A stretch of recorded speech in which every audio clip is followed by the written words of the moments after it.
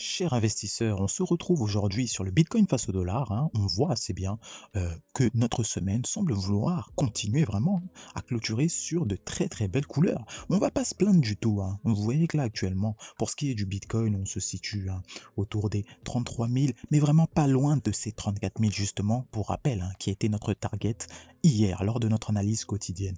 On a donc pas mal de signaux qui sont très encourageants, hein, sur notre fameux Bitcoin. On va s'y attarder donc durant toute notre analyse.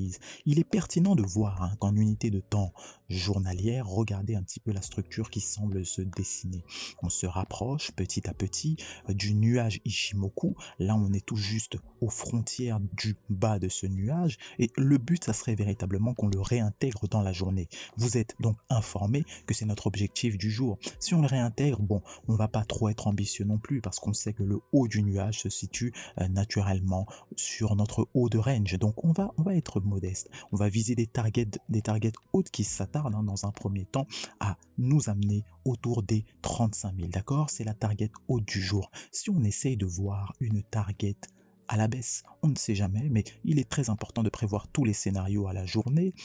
Donc si on devait tabler sur des scénarios à la baisse, on s'attarderait dans un premier temps au niveau des 32 000 et par extension les 31 500. Il me semble que ça paraît assez évident, hein, lorsqu'on constate les prix, un petit peu comment ils se comportent, que tous ces niveaux, que ce soit les targets à la hausse ou à la baisse, on a eu affaire à ces niveaux-là. On sait qu'ils sont importants, donc c'est tout simplement des niveaux qui sautent aux yeux, qui sont évidents. Ainsi, donc, on peut être assez confiant, hein, quant à la direction de la journée. On sait globalement où est-ce qu'on va s'arrêter, à moins qu'il y ait un mouvement assez fort qui explose donc les targets à la hausse ou à la baisse, qui nous amènerait sur des zones un peu plus éloignées. Donc, constater en unité de temps 4 heures de manière plus précise, on voit que la force est allée petit à petit vers le côté des acheteurs. Il faut le reconnaître, on a cassé d'ailleurs le nuage en unité de temps 4 heures. C'est très important de le spécifier parce qu'on évolue au-dessus de celui-ci à l'instant T. On voit qu'on est au-dessus de la Tenkan, de la Kijun par la même occasion. Ce sont des indications manifestes et supplémentaires qui appuient notre argumentaire donc pour la reprise de la force des acheteurs. Oui, c'est manifeste. Bon, on semble vouloir clôturer de manière haussière, hein, cette semaine. C'est pas pour nous déplaire, oui, mais ce qu'il faudrait, c'est maintenir cet état de force, maintenir dans la durée. On l'a répété, on le répétera encore une fois. On approche petit à petit, hein, de ce mois d'août qui semble très prometteur, hein, notamment une petite pensée pour notre Ethereum qu'on va attaquer, hein, par la suite, bien sûr, comme à notre habitude. Il est vrai que on voit que ça semble prometteur pour la suite, hein. Vous voyez, en unité de temps 1 heure, on évolue assez bien, on a une tendance haussière qui se dessine, hein, très très bien. Là, on voit que on a des sommets qui sont donc de plus en plus hauts. On constate très très bien un magnifique rebond dynamique qui a eu lieu au niveau du haut du nuage Ishimoku, par le biais du aussi la cassure de cette Kijun qui était un signal acheteur. Effectivement, pour ceux qui sont friands d'Ishimoku, là on en a eu pas mal des signaux, hein. Donc regardez un petit peu ce qui se passe du côté de la force des intervenants représentés sur les indicateurs. Les indicateurs, on voit qu'au niveau du MACD, on a des histogrammes qui augmentent. Là, on voit, ce qui est important, c'est que les moyennes mobiles qui composent le MACD commencent à se diriger véritablement, hein, sur le territoire positif. Donc là, c'est également important. On constate également un surplus de force au niveau de l'indice de force relative en lui-même, qui manifestement témoigne encore une fois de la puissance de la tendance précédente qu'on a connue. Donc actuellement, on voit assez bien où est-ce que le prix pourrait se diriger pour ce qui est du Bitcoin face au dollar. Alors justement, ce fameux Ethereum face au dollar, qu'est-ce qu'il nous raconte de beau? Il nous a raconté que dans un premier temps, il fallait pas qu'on fasse une précipitation en achetant directement. On l'attendait, ce fameux rebond, d'accord? On l'attendait. On a tout d'abord pris la peine, hein, d'aller se loger autour des 2013, hein, comme on en a l'habitude. C'est un niveau fort.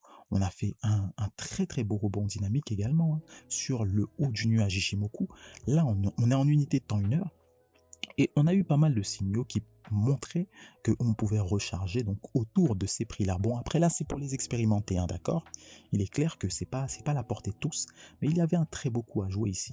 Donc c'était risqué, certes, hein, parce qu'on pouvait très bien aller bien plus bas, mais au vu un petit peu de ce qui se dessine, à savoir les bonnes nouvelles qui risquent d'arriver pour Ethereum tout début du mois d'août, en corrélation avec ce fameux adage, toujours la même chose, qu'on achète la rumeur et qu'on vendrait peut-être la nouvelle, et ben ça semble intéressant, hein, ça semble intéressant. Il est possible, hein, si on définit des targets hautes pour l'Ethereum, qu'on se situe aujourd'hui, on va viser les 2000, les 2200, hein, 2200 ne sont pas déconnants du tout, à condition que la hausse se continue. On voit qu'on a eu une très très belle bougie 4 heures, hein, entre 22 heures et 2 heures du matin, ça a été manifeste. Encore, c'est très souvent la nuit qu'il y a de très très gros mouvements, qu'il y a de quoi faire en fait, hein, de quoi vraiment profiter. Et là, on voit assez bien que on se situe sans grand hasard sur ce fameux niveau, hein, que vous connaissez assez bien, qu'on a défini, on a défini même plusieurs fois, hein, pendant pas mal de temps, les 2130. Je pense que actuellement on ne vous apprend rien du tout.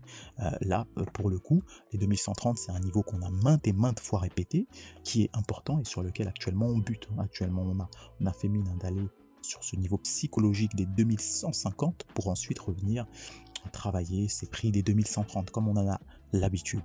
Constatez également qu'en unité de temps journalière, il est vrai que là, on fait un petit rebond sur le bas du nuage Ishimoku. C'est intéressant, hein, pour ceux qui sont encore une fois de plus attachés à l'analyse avec cet indicateur-là. La précision est toujours au rendez-vous. Oui, on a cassé la Kijun, hein, en unité de temps journalière durant la journée précédente. Signal fort également. Donc à voir, on semble avoir une belle petite reprise et je pense que vous n'êtes pas aveugle non plus, hein. Vous voyez très bien ce qui se dessine là. Ça ressemble à quoi? Un fameux double bottom.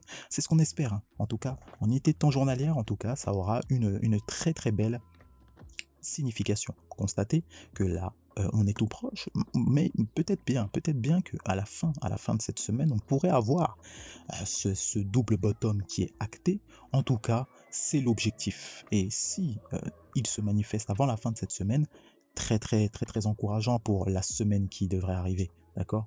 On corrèle toutes ces informations, donc encore une fois, avec ce qui arrive début du mois prochain pour Ethereum, et vous constatez un petit peu les différents scénarios, hein, qui pourraient se dessiner. Au fait, des targets basses, on n'en a pas défini, mais il y en a quand même au niveau de 2070, d'accord? Vous savez qu'on a pas mal travaillé hier sur ces niveaux-là, et également les 2050, on voit les 2040 par là. Voilà, en somme, hein, des informations très très simples, hein, que le marché nous envoie. Le marché est assez clair là pour l'instant, petite reprise haussière, que ce soit sur le Bitcoin ou sur l'Ethereum. Le tout, c'est d'être assez prudent. Week-end oblige, encore une fois. Le tout, c'est de pas faire n'importe quoi, d'analyser et de voir un petit peu les différentes dynamiques qui peuvent se manifester. Oui, actuellement, c'est encourageant, mais il faut que ça dure. Notre semaine, si elle pouvait clôturer au-dessus de l'ouverture de la semaine précédente, là, ça serait un signal important en termes d'action du prix. C'est toujours la même chose, vous le savez, on vous souhaite constamment de merveilleux trades. Très bons investissements, prenez soin de vous, de vos finances et n'oubliez pas, quant à nous, on se retrouve à la prochaine. Bye bye.